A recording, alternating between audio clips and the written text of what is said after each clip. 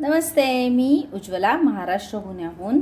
हे जे तुम्ही पाहताय जास्वंदीचं रोप आहे आणि कालच्या व्हिडिओमध्ये तुम्ही पाहिलं असेल याच्यावर मी सॅनिटायझरचा स्प्रे केला होता कारण याला खूप सारे मिलीबग लागले होते आणि त्या व्हिडिओ खाली खूप साऱ्या कमेंट आलेल्या आहेत की सॅनिटायझरनी आपल्या रोपाला काही अपाय होतो का, रोप सुरकुतत नाही का किंवा खराब होत नाही का। तर तुम्ही इथं पाहताय रिझल्ट, अजिबात सुद्धा रोपाला काही झालेलं नाहीये। या उलट जो काही मिलीबग होता जवळजवळ 70 ते 80% गेलेला आहे आणि हा जो काही थोडाफार राहिलेला आहे तो आपण रोपाला 1-2-3 दिवसांनी पुन्हा सॅनिटायझरचा किंवा डेटॉलचा फवारा मारला तर निघून जाईल। म्हणजे सॅनिटायझर हे आपल्या रोपांसाठी सेफ आहे, त्याने अजिबात सुद्धा आपल्या रोपाला अपाय होत नाही, तुम्ही बिनधास्तपणे वापरू शकता। आजच्या व्हिडिओमध्ये आपण पाहणार आहोत की उन्हाळ्यामध्ये आपण कोणकोणते पदार्थ सुकवून ठेवू शकतो ज्याचा उपयोग आपल्याला वर्षभर होईल किंवा मग आता जो काही फुलं येण्याचा काळ आहे या काळामध्ये आपल्याला त्याचा उपयोग होणार आहे। तर सगळ्यात पहिल्यांदा इथं दाखवते मी, ही केळीची सालं आहेत आणि केळीची सालं अशा रीतीने तुम्ही सुकवून ठेवू शकता। प्रचंड ऊन आहे आता, त्याच्यामुळे ही पटकन वाळतात, 2-3 दिवसामध्येच वाळतात। यांची तुम्ही नंतर पावडर करून ठेवू शकता। खरं तर मिक्सरमध्ये बारीक वगैरे करणं मला ते पटत नाही किंवा जमत नाही कारण आपण अन्नपदार्थ वगैरे पण त्याच्यामध्येच करतो। त्यानंतर धुताना वगैरे जर काही कण राहिले तर उगाच काही व्हायला नको म्हणून मी हे मिक्सरमध्ये करत नाही, आहे असेच केळीचे सालं ठेवते। अगदीच काही वाटलं तर याचे बारीक तुकडे करायचे। खरं त्यांनी कात्रीनी बोट दुखतात हे तुकडे करताना, त्यामुळे ते सुद्धा मी करत नाही। पण तुम्हाला जर ठेवायला वगैरे प्रॉब्लेम असेल तर तुम्ही असे तुकडे करून ठेवू शकता। सरळ हे असे वाळवून प्लास्टिकच्या पिशवीमध्ये ठेवले तरी चालतील। यांचं तुम्ही लिक्विड फर्टिलायझर करू शकता किंवा मग ही केळीची सालं अशीच्या अशी माती थोडीशी बाजूला सारून मातीमध्ये पुरून मातीने पुन्हा झाकून टाकली तर हळूहळू डिकम्पोस्ट होतात आणि आपल्या रोपाला मोठ्या प्रमाणामध्ये पोटॅशियम मिळतं जे फुलं येण्यासाठी खूप उपयोगी असतं। त्यामुळे अशी केळीची सालं तुम्ही आता वाळवून ठेवू शकता। हिरवी केळी चालतील किंवा पिवळी केळी चालतील किंवा अगदी पिकलेली सुद्धा केळी चालतील, तर कुठल्याही प्रकारच्या केळींची सालं तुम्ही या दिवसांमध्ये अशी वाळवून ठेवू शकता। त्यानंतर इथं पाहताय ही चहा पावडर आहे, एका अमृततुल्यमधून मी 2 दिवसाची चहा पावडर सांगितली होती त्यांना ठेवायला। त्याच्यामध्ये गवती चहा आहे किंवा आल्याचे सुद्धा तुकडे आहेत। जेव्हा आपण चहा वापरतो किंवा चहा करतो तेव्हा जर आल्याचे तुकडे वगैरे आपण घालत असताल तरी काहीही हरकत नाही। गवती चहा असो मसाला असो जो चहाचा वापरतो आपण त्यांच्या सहित जरी चहा पावडर वापरली काही हरकत नसते। चहा पावडर सुद्धा घालताना झाकूनच द्यायची असते कारण याला जर थोडा जरी ओलावा लागला तर याला बुरशी होत असते आणि काही दिवस ती पांढरी असते जी आपल्या रोपांसाठी आवश्यक असते, पण काही दिवसांनंतर ती काळी व्हायला लागते ज्यामुळे आपल्या रोपाला अपाय होऊ शकतो।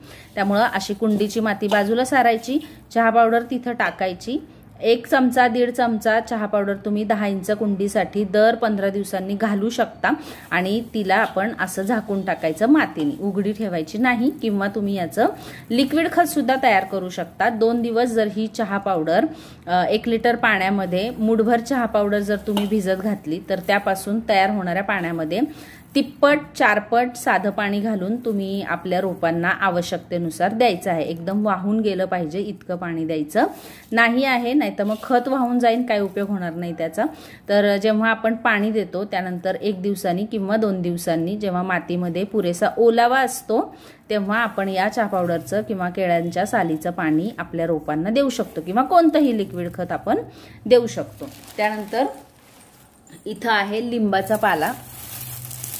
चैत्र महिना चालू आहे आणि चैत्र पालवी फुटलेली आहे लिंबाच्या झाडाला, तर खूप सारा लिंबाचा पाला आता गुढीपाडव्याला आणलेला होता आणि तो असाच्या असाच मी सुकवलेला आहे। याचं सुद्धा तुम्ही पावडर करून ठेवू शकता, एन्झाईम बनवू शकता। आता एन्झाईमचे किंवा ओल्या पाल्याचं कीटकनाशक कसं बनवायचं याचे बरेचसे व्हिडिओ आहेत चॅनलवरती, तुम्ही ते पाहू शकता। नैसर्गिक खतं या फोल्डरमध्ये प्लेलिस्टमध्ये फोल्डर आहे नैसर्गिक खतं आणि त्याच्यामध्ये या कीटकनाशकाचा नैसर्गिक कीटकनाशके म्हणून फोल्डर आहे, त्याच्यामध्ये याचा कसा उपयोग करायचा ओल्या पानांचा हे सांगितलेलं आहे। सुक्या पानांचा सुद्धा तुम्ही तसाच उपयोग करू शकता। ही पानं तुम्ही पावडर करून आपल्या कुंडीमध्ये वापरू शकता। कुंडी भरताना सुद्धा या पानांचा वापर केला तरी निमपेंड ऐवजी यांनी सुद्धा चांगलं काम होतं। शिवाय आपण पाण्यामध्ये भिजत घालून त्याचं लिक्विड खत बनवून ते आपल्या रोपांना देऊ शकतो, ज्यामुळे आपल्या कुंडीमध्ये थंडावा टिकून राहतो। निंबोनी पेंड ही थंड असते आणि लिंबाच्या सगळ्याच गोष्टी आपल्याला उपयोगी असतात। आता हे तुम्हाला माहिती आहे, ह्याचा काम थंड करण्याचं असतं। शिवाय ज्या काही मुंग्या वगैरे होतात ना आपल्या कुंडीमध्ये, त्यांच्यासाठी सुद्धा हे उपायकारक आहे। हे पाण्यात भिजवून तुम्ही ते पाणी स्प्रे करू शकता, ज्याचा उपयोग कीटकनाशक म्हणून होईल। मातीत देऊ शकता, ज्याचा उपयोग खत म्हणून होईल, किंवा अशीच्या असा पाला मल्चिंगसाठी वापरू शकता, पावडर बनवून मातीमध्ये मिसळू शकता। असंख्य प्रकारे याचा उपयोग होतो। तर असा लिंबाचा पाला सुद्धा तुम्ही, कडुलिंबाचा पाला वाळवून ठेवू शकता। याच्या ज्या निंबोने असतात त्यांच्यापासून सुद्धा निमपेंड वगैरे तयार करता येते, पण ते कुटणं ठोकणं याला खूप वेळ जातो, त्यामुळे आपण रेडीमेड निंबोनी पावडर आणतो। पण तुमच्याकडे जर वेळ असेल, लिंबाचं झाड असेल आणि खूप साऱ्या लिंबोण्या असतील तर तुम्ही ते सहजरित्या करू शकता।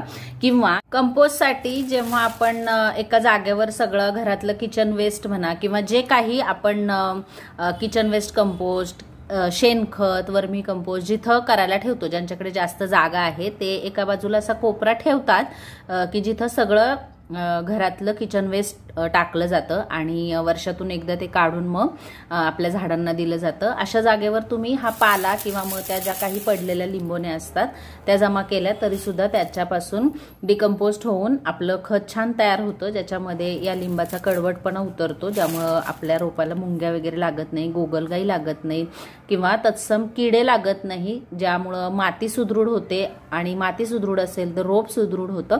सुदृढ रोप कुठल्याही किडीला जास्त भाव देत नाही किंवा कीड त्याच्यावरती जास्त बसत नाही, ते इंटरनली सक्षम झालेलं असतं। तर अशा प्रकारे कडुलिंबाचा पाला तुम्ही जर छोटी बाग असेल तर सुकवून ठेवू शकता आणि ज्याचा उपयोग आपल्या बागेसाठी करू शकता। त्यानंतर हे आहे अंड्याची टरफलं।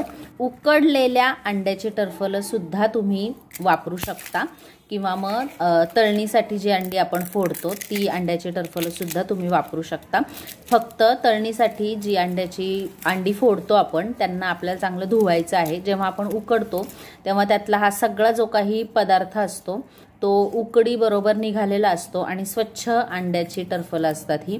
पण जेव्हा तळणीसाठी आपण फोडतो अंडी तेव्हा काही अंश याच्या टरफलांना राहिलेला असतो आणि त्या अंशाला नंतर आपण जेव्हा कुंडीमध्ये वापरलं तर ओलावा लागून बुरशी लागू शकते। त्यामुळे तळणीसाठी फोडलेली अंडी ही धुवायची आणि मग अशी एकत्र साठवून ठेवायची।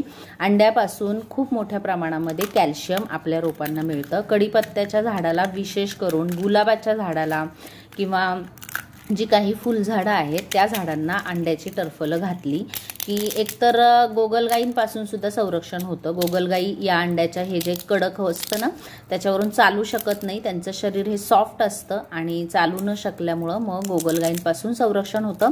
शिवाय कॅल्शियम मिळतं जास्त प्रमाणामध्ये। आपल्या रोपाला कॅल्शियम झालं तर माती कडक होते आणि आपल्या रोपातली जी काही पोषक तत्व असतात ती आपल्या रोपाच्या मुळांना शोषता येत नाही। त्यामुळे जास्त प्रमाणामध्ये वेगळं कुठलं कॅल्शियम वापरण्यापेक्षा मला हे असं अंड्याच्या टरफलांचं यूज करणं खूप सोपं जातं, कारण हे बराच काळ डिकम्पोस्ट होत राहतात, मातीला संरक्षण देतात, रोपांना संरक्षण देतात, शिवाय हळूहळू डिकम्पोस्ट होऊन पोषक तत्व सुद्धा मिळत राहतात आपल्या रोपाला। तर अंड्याची टरफल असे तुम्ही वापरू शकता। तसे कॅल्शियमचे खूप सारे स्रोत आहेत आणि त्या संदर्भात माझा सेपरेट व्हिडिओ आहे, पण मी आता अंड्याच्या टरफलांबद्दल बोलते म्हणून त्याचंच सांगते। तर जास्त प्रमाणामध्ये कॅल्शियम आपल्या रोपाला मिळतं।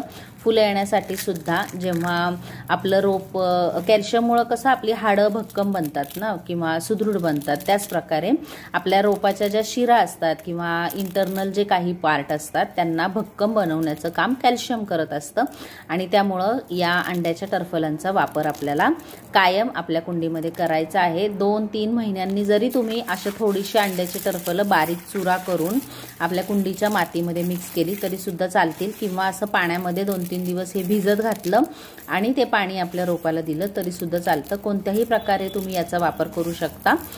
अंडी उकडलेलं पाणी सुद्धा गार झाल्यानंतर आपण आपल्या रोपांना देऊ शकतो, ज्यामुळे सुद्धा कमी अधिक प्रमाणामध्ये रोपाला कॅल्शियम मिळत राहतं। चालतं। आता ही अंड्याची टरफलं तुम्ही पावडर करून सुकवू शकता। याबरोबर अंड्याची टरफलं, चहा पावडर आणि केळीच्या सालीची पावडर या तिघांना एकत्र करून सुद्धा तुम्ही खत म्हणून आपल्या रोपाला देऊ शकता। याची मिक्सरमध्ये बारीक पावडर केली तरी चालेल किंवा माशी हाताने बारीक चुरा केला तरी सुद्धा चालेल। दोन्ही प्रकार चालतात, पण खूप मोठं ठेवू नका, नाहीतर मग मोठं राहिलं की म्हणजे गांडूळं असतात ना आपल्या मातीमध्ये, गांडूळ होणं ही चांगलं मातीचं लक्षण आहे। आपल्या कुंडीच्या मातीमध्ये जर गांडूळ असतील तर काळजी करू नका, माती सुदृढ असण्याचं ते लक्षण आहे। आणि जर हे असे खूप मोठे मोठे तुकडे जर आपण अंड्याचे टाकले तर त्या गांडुळांना अपाय होऊ शकतो। त्यामुळे खूप मोठे तुकडे टाकायचे नाही, बऱ्यापैकी बारीक चुरा करायचा आणि त्याचा वापर आपण आपल्या रोपामध्ये करू शकतो। तर या तर 4 वस्तू तर आपल्याला वाळवून ठेवायच्या आहेतच या उन्हाळ्यामध्ये, पण याबरोबर लिंबाची सालं, संत्र्याची सालं अशा वस्तू सुद्धा तुम्ही वापरून ठेवू शकता। ज्यांच्याकडे बाल्कनीमध्ये झाडं लावलेली असतात त्यांना जागेचा अभाव असतो, त्यामुळे ते जास्त प्रमाणामध्ये किंवा जास्त गोष्टी साठवून ठेवू शकत नाहीत, पण ज्यांच्याकडे जागा आहे आणि मोठी बाग आहे त्यांना या वस्तू साठवायला किंवा वाळवायला जागा मिळते, तर त्यांनी अशा वस्तू साठवून ठेवायच्या किंवा किचन वेस्ट वगैरे सुकायला घालायचं आणि त्यानंतर तुम्ही त्याची पावडर बनवून म्हणा किंवा हाताने क्रश करून म्हणा आपल्या रोपांना देऊ शकता, किंवा सुकून ठेवल्यानंतर लिक्विड सुद्धा त्याचं बनवून पाण्यामध्ये 3 दिवस भिजत घालून देऊ शकता। अशा बऱ्याचशा वस्तू या दिवसांमध्ये वाळवून ठेवू शकता, घनजीवामृत करून ठेवू शकता। आता घनजीवामृत कसं बनवायचं याचा सुद्धा व्हिडिओ आहे, तो तुम्ही रेफर करा आणि घनजीवामृत तुम्ही या दिवसांमध्ये करून ठेवू शकता। आता जे काही खतं तयार झालेली आहेत आपली, इतके दिवस आपण जे पिशव्यांमध्ये साठवतोय त्या खतांना थोडंसं संध्याकाळच्या वेळी सावलीमध्ये सुकवायचं। शेणखताला थोडं ऊन दिलं किंवा किचन वेस्टला थोडं ऊन दिलं तरी चालतं, पण जे काही गांडूळ खत आपण बनवणार आहोत किंवा ज्या खतामध्ये गांडूळ तयार झालेले असतील तर ते शक्यतो उन्हामध्ये ठेवू नका, नाहीतर मग ती गांडूळ उन्हामुळे मरून जातील आणि त्याचा काही आपल्या रोपाला उपयोग होणार नाही। तर सावलीमध्येच पण मोकळ्या हवेमध्ये त्यांना छान सुकून ठेवायचं। अशा प्रकारे तुम्ही लिंबाची सालं वगैरे ठेवू शकता। लिंबामुळे आपल्या रोपाची माती ॲसिडिक होते आणि कधीतरी असं महिना 1.5 महिन्यात एकदा लिंबाचं पाणी, ताकाचं पाणी आपण आपल्या रोपांना देऊ शकतो। आता लिंब खरं महाग झालेले आहेत, पण लिंबू सरबत करण्यासाठी किंवा संत्री वगैरे आपण खातो, अननस आपण खातो, तर त्यांच्या ज्या साली असतात त्या साली सुकून ठेवल्या तर पाण्यामध्ये घालून त्याचं लिक्विड खत सुद्धा बनतं। शिवाय हे लिंबू जे आहे त्याची पावडर केली तर तुम्ही केसांसाठी, स्किनसाठी सुद्धा त्याचा वापर करू शकता आणि झाडांसाठी सुद्धा त्याचा वापर करू शकता। तर अशा प्रकारे तुम्ही या सगळ्या वस्तू साठवून ठेवू शकता। आय होप तुम्हाला व्हिडिओ आवडला असेल तर लाईक नक्की करा आणि आपल्या चॅनलला सबस्क्राईब करा। नमस्ते।